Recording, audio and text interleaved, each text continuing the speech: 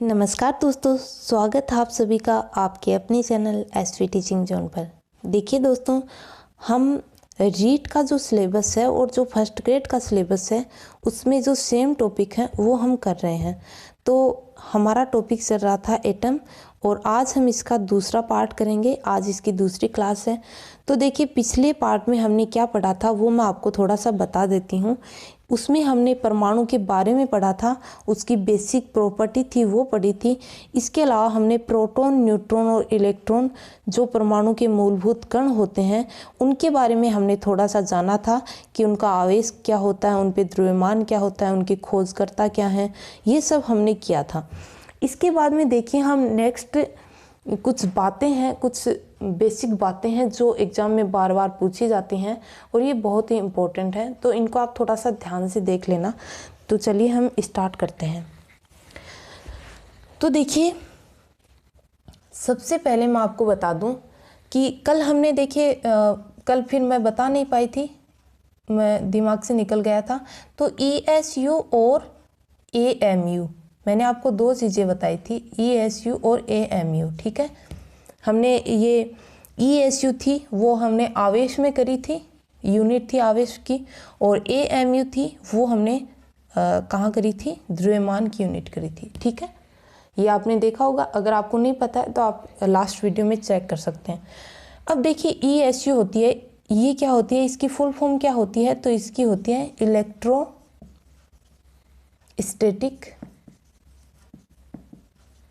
Unit. ये होती है इलेक्ट्रोस्टैटिक यूनिट। ठीक है, ESU क्या होती है, इलेक्ट्रोस्टैटिक यूनिट। और इसी प्रकार AMU क्या होती है, ये क्या होती है, आवेश की यूनिट होती है, आवेश की यूनिट है। ठीक है, और AMU क्या है, तो ये है द्रव्यमान की यूनिट, द्रव्यमान की यूनिट। ठीक है,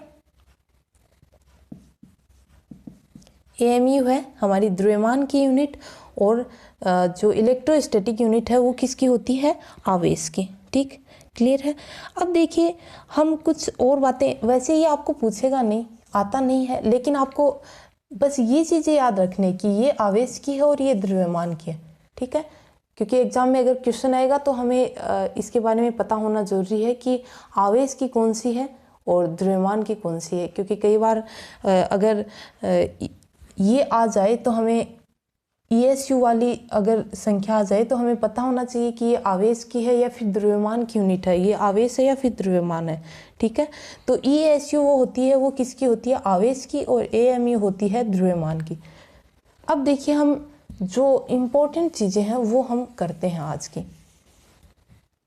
तो देखिए,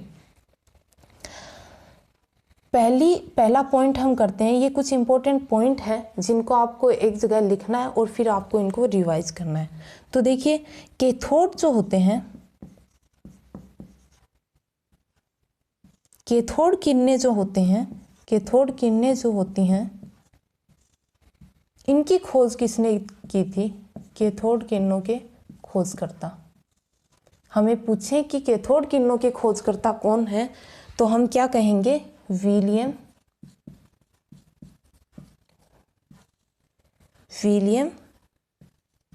क्रूक्स।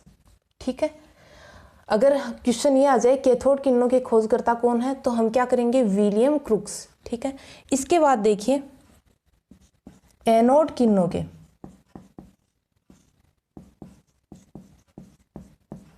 एनोड किरणों को और क्या बोल सकते हैं, इनको देखिए केनाल किरणें भी बोलते हैं। ये याद रखना आपको, इंपॉर्टेंट है। केनाल किरणें भी कहते हैं, एनोड या केनाल किरणें हम इनको बोलते हैं। ठीक है, तो एनोड किरणों के खोजकर्ता कौन है, तो हम कहेंगे इनके खोजकर्ता हैं गोल्डस्टीन। कल हमने किया था गोल्डस्टीन किसके खोजकर्ता है, तो गोल्डस्टीन किसके हैं, प्रोटॉन के खोजकर्ता। प्रोटॉन की खोज भी किसने की थी, गोल्डस्टीन ने की थी। ठीक है, प्रोटॉन की भी किसने की थी, गोल्डस्टीन ने। अब देखिए, हमने कल किया था, इलेक्ट्रॉन का नामकरण किसने किया था, स्टोने ने, और इलेक्ट्रॉन के खोजकर्ता कौन थे, तो ये मैंने आपको बता दिया है कि जे थॉमसन ने। प्रोटॉन के खोजकर्ता कौन थे? तो प्रोटॉन के खोजकर्ता कौन है? गोल्डस्टीन है। अब देखिए प्रोटॉन का जो नामकरण है, प्रोटॉन का नामकरण किसने किया था?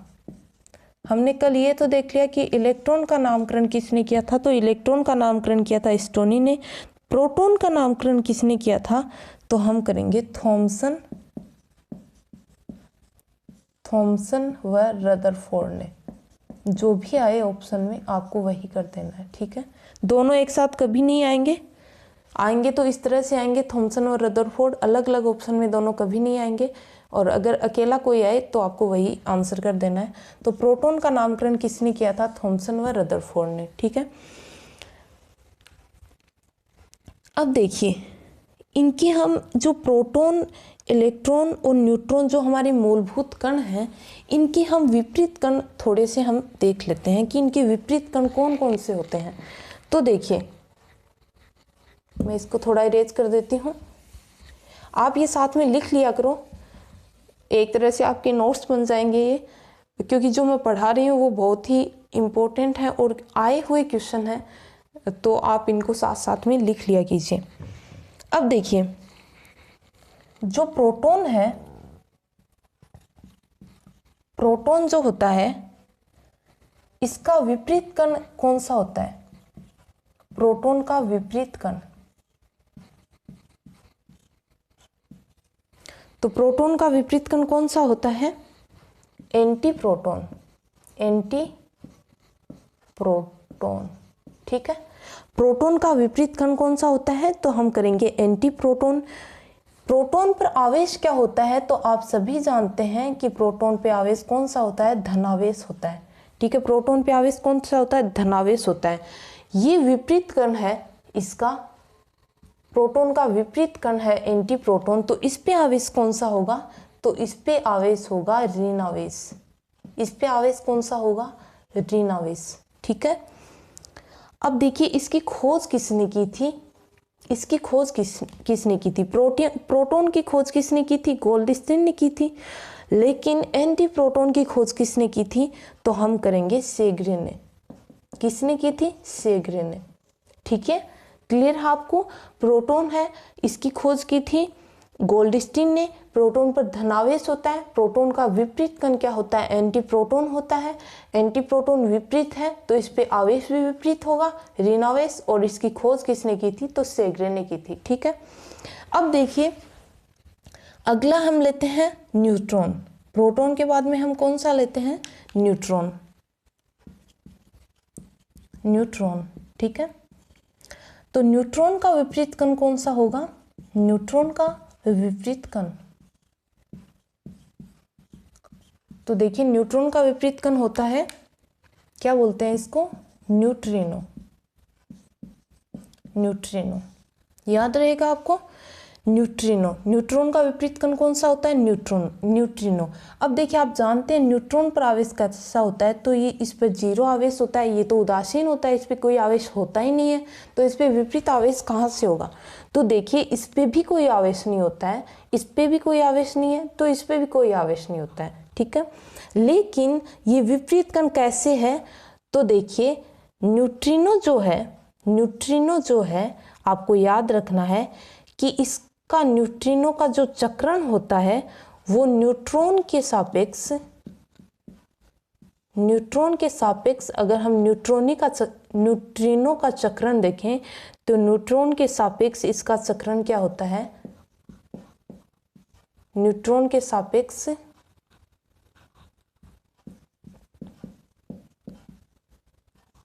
चक्रण उल्टा, ठीक है। चक्रण उल्टा होता है इसका, इसीलिए ये इसका विपरीत कण होता है। न्यूट्रॉन का चक्रण होता है, उसके विपरीत चक्रण वाले क्या होते हैं? न्यूट्रिनो होते हैं, ठीक है। अब अगर हम इसके खोजकर्ता की बात करें तो इसकी खोज किन्होंने की थी? तो इसकी खोज करी थी पोलिंग ने। किन्होंने करी थी इसकी खोज? तो इसकी खोज करी थी पोलिंग ने। न्यूट्रॉन की खोज किन्होंने करी थी? तो ये हम जानते हैं, इनकी खोज करी थी जेम्स चैडविक ने, ठीक है, जेम्स चैडविक ने। क्लियर है इतना आपको?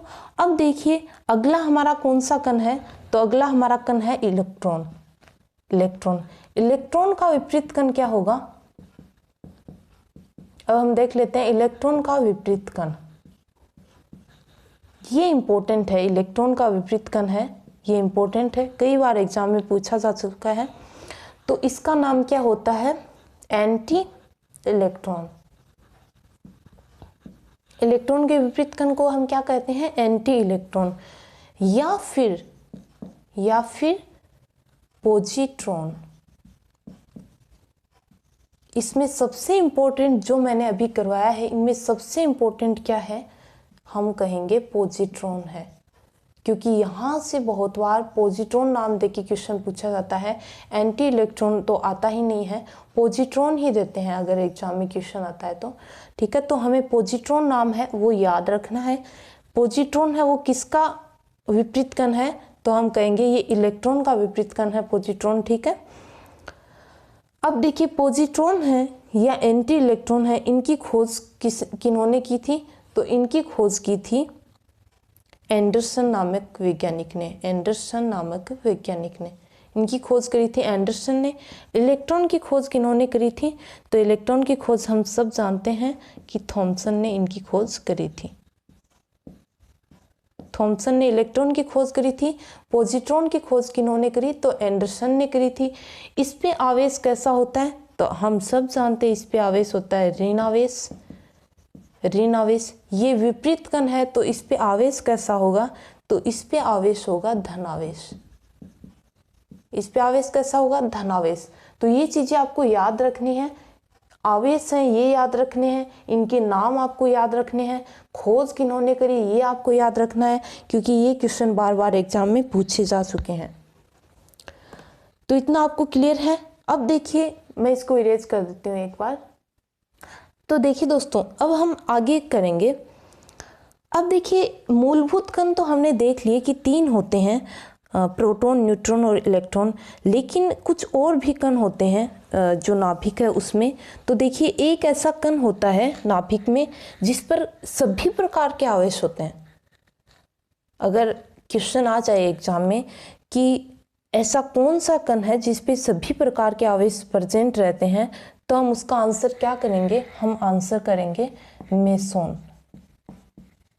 मेसोन मोस्ट इम्पोर्टेंट क्वेश्चन यहाँ से बनता है। क्वेश्चन बहुत ही इम्पोर्टेंट है, ध्यान में रखना है, एकदम से ध्यान में रखना है।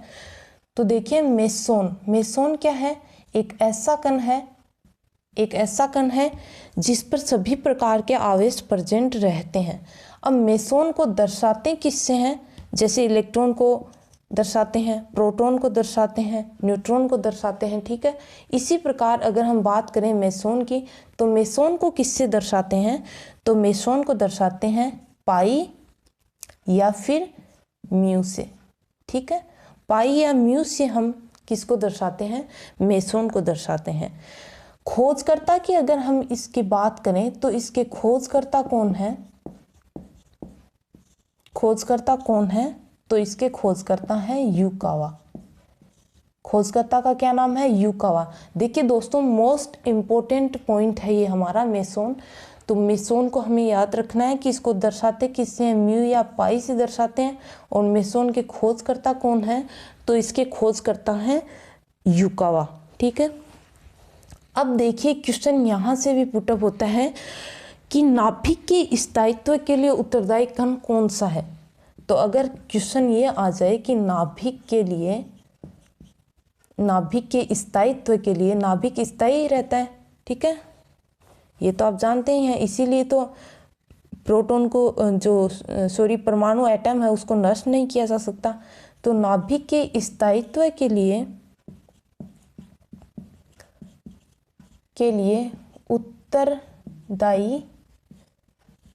उत्तरदायी कण कौन सा होगा? ये हमें पूछें तो हम इसका आंसर क्या करेंगे? मेसोन। ठीक है, मेसोन जो है ये नाभिक के स्थायित्व के लिए उत्तरदायी होता है। ठीक है, ये क्या करता है? ये जो प्रोटॉन होते हैं उनके बीच में आ जाता है। तो इनमें क्या होता है? जैसे प्रोटॉन है, इस पे पॉजिटिव चार्ज रहता है, यहाँ पे बीच में ये आ जाता है इस तरह से। तो फिर इनमें रिपल्सन फोर्स नहीं लग पाता है, अट्रैक्शन फोर्स इनमें लगने लग जाता है, इसलिए नाभिक है वो स्थायी रहता है। ये होता है इसमें, ठीक है। अब देखिए नाभिक के स्थायित्व के लिए उत्तरदायी कण हमें पूछेंगे तो हम क्या करेंगे, मेसोन। समझ में आ गया। मेसोन के खोजकर्ता कौन है, तो हम करेंगे युकावा। अब देखिए कुछ चीजें हैं, कुछ बातें और हैं जो हम कर लेते हैं। देखिए हमें अगर पूछें कि परमाणु का आकार क्या होता है, परमाणु का आकार, अगर हमें परमाणु का आकार पूछें, ये भी क्वेश्चन बार बार पूछा जा चुका है। परमाणु का आकार और नाभिक का आकार, ये क्वेश्चन भी पूछे जा चुके हैं। देखिए दोस्तों, मैं जो आपको पॉइंट करवा रही हूँ वो वही पॉइंट है जो बार बार एग्जाम में पूछे जाते हैं, तो ये बहुत इंपॉर्टेंट है रीट और फर्स्ट ग्रेड के लिए, तो आप इनको ध्यान से जरूर देखना। देखिए परमाणु का आकार हमें पूछें तो ये कितना होता है, 10 की पावर 10 मीटर, ठीक है, 10 की पावर 10 मीटर माइनस 10 मीटर, ठीक है। या फिर हम इसको अगर सेंटीमीटर में बदलेंगे तो कितना हो जाएगा, -8 सेंटीमीटर, ठीक है, यही होगा।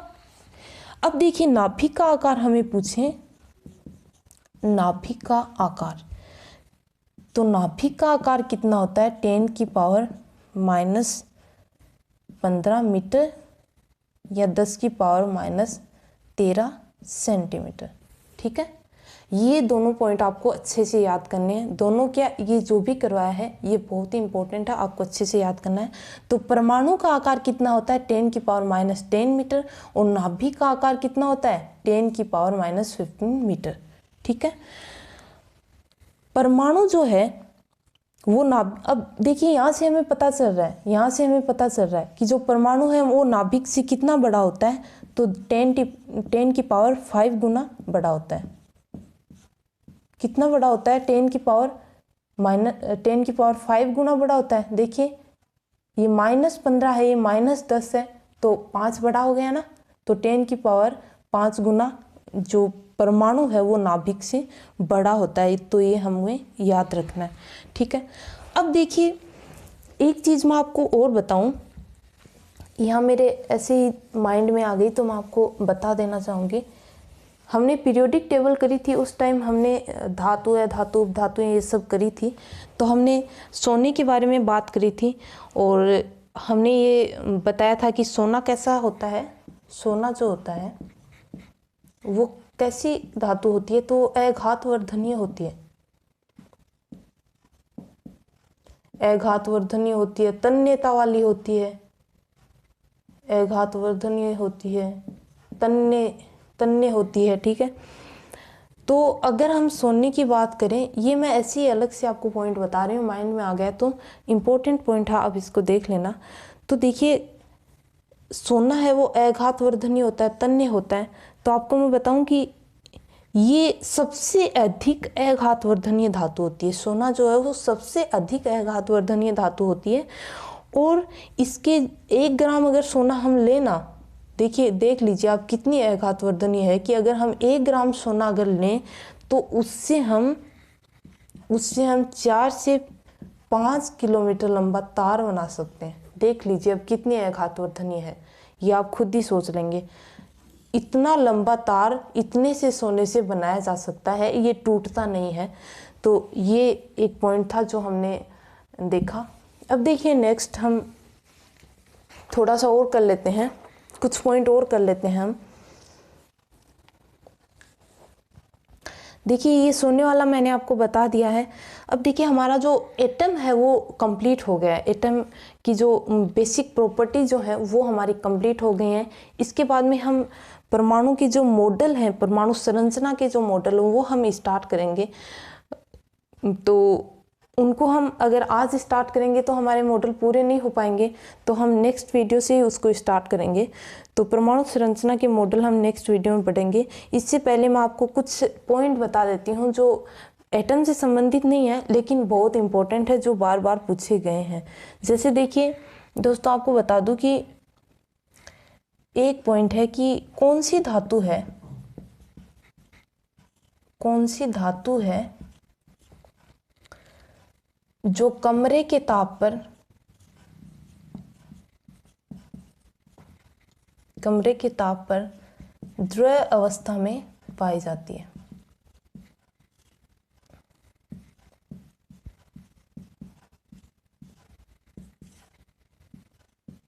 देखिए, इनको आप साइड में कहीं लिख लीजिए, ये ऐसे माइंड में आ गए तो मैं आपको बता देती हूँ। देखिए, कौन सी धातु है जो कमरे के ताप पर द्रव्य अवस्था में पाई जाती है, ये क्वेश्चन मैं आपको बताऊं तो ये देखिए रीट 2012 है, उसमें पूछा गया है, और भी कई बार ये पूछा गया है, तो इसको आपको याद रखना है। तो कौन सी धातु है, तो हम करेंगे आंसर क्या होगा, मरकरी। ठीक है, मरकरी, सिंबल क्या होता है, Hg। ठीक है, याद रहेगा हमें कि ऐसी कौन सी धातु है जो कमरे के ताप पर ही ध्रुव अवस्था में पाई जाती है, तो हम करेंगे मरकरी। पारा, आप देखते हो पारा, पारा जो होता है वो ध्रुव अवस्था में पाया जाता है। ठीक है, अब देखिए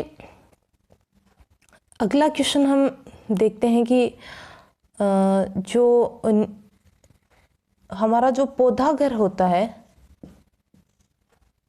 पौधा घर प्रभाव होता है, ग्रीन हाउस, ठीक है, जिसको हम बोलते हैं, उसके लिए कौन सी गैस है जो सर्वाधिक उत्तरदायी है। ठीक है, इसके लिए सबसे ज्यादा उत्तरदायी, पौधागर प्रभाव के लिए सर्वाधिक उत्तरदायी गैस कौन सी है। क्वेश्चन अगर ये आए, उत्तरदायी कौन है, ठीक है, उत्तरदायी कौन है, तो इसका आंसर क्या करेंगे हम, इसके लिए सर्वाधिक उत्तरदायी होती है CO2, कार्बन डाइऑक्साइड, जो ग्रीन हाउस इफेक्ट है उसके लिए सर्वाधिक उत्तरदायी गैस होती है हमारी CO2। ठीक है, कार्बन डाइऑक्साइड। अब देखिए एक पॉइंट मैं आपको और बता देती हूँ, उसके बाद में हम नेक्स्ट पढ़ेंगे नेक्स्ट वीडियो में। देखिए, परमाणु जो है उसकी किसी भी कक्षा में अधिकतम इलेक्ट्रॉन की संख्या कैसे हम ज्ञात करें।